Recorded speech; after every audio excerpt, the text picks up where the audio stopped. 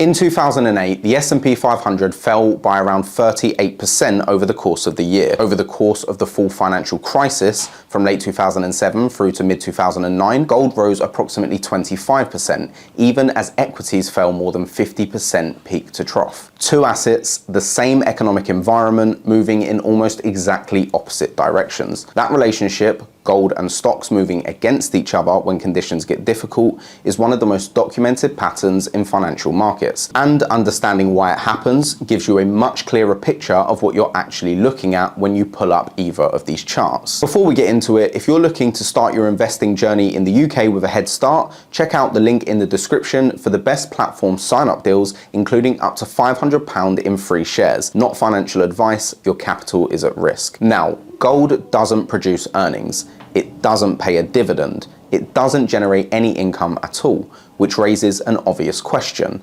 Why does anyone hold it? The answer is that gold's value comes from what it isn't rather than what it is. It isn't tied to any company's performance. It isn't issued by any government. Its supply is finite and can't be created by a central bank. For that reason, when confidence in other assets like stocks, currencies, or financial systems starts to erode, demand for gold tends to increase. That's where the phrase safe haven comes from. The 2008 financial crisis is the clearest example. As credit markets froze and equity markets sold off, investors moved capital out of stocks and into gold. The buying pressure on gold and the selling pressure on stocks pushed them both in opposite directions. The underlying mechanism from episode 1, supply and demand imbalances, was operating on both assets simultaneously, just in different directions. But here's where it gets more nuanced, and this is the bit that's worth paying close attention to. The inverse relationship between gold and stocks is not a permanent rule. It's a tendency that is most reliable during periods of stress. During normal, stable conditions,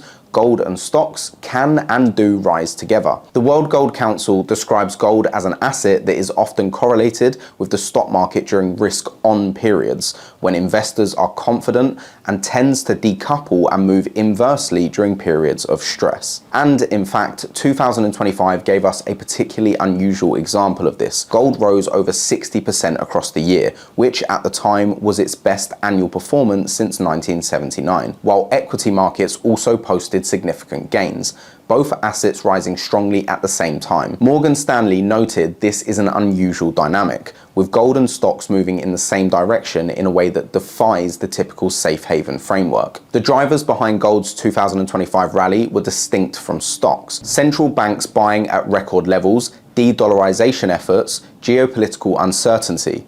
But the key point is that the relationship between these two assets is dynamic, not fixed. So what actually drives the relationship between them when it does hold? There are two mechanisms worth understanding. The first is real interest rates. Gold pays no yield.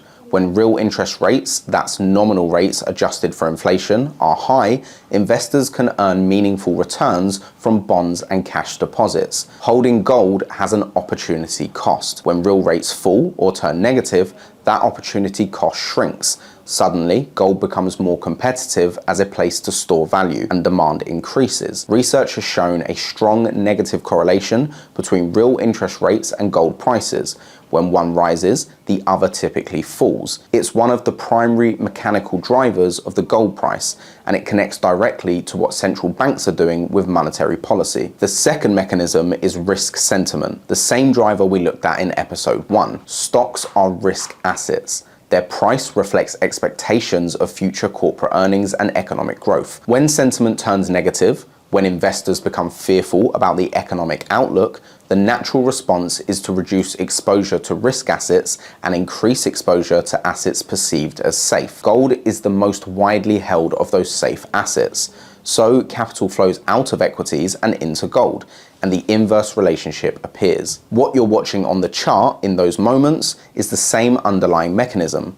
Buyers and sellers, supply and demand, but with sentiment shifting the balance in opposite directions across two different markets simultaneously. The relationship between gold and stocks is worth watching on your charts, not because one predicts the other with certainty, but because when they start to diverge, when stocks are falling and gold is rising, it often signals a broader shift in market sentiment that can affect every asset class you trade. In the next video, we're looking at another correlation that surprises a lot of people: crypto versus stocks, specifically the relationship between Bitcoin and the Nasdaq, and what that connection tells you about how risk appetite flows through markets. Make sure you're subscribed so you don't miss it. If you found today's episode useful, subscribing genuinely helps us keep making these videos. This information is not financial advice and is for educational purposes only. Always do your own research. Your capital is at risk.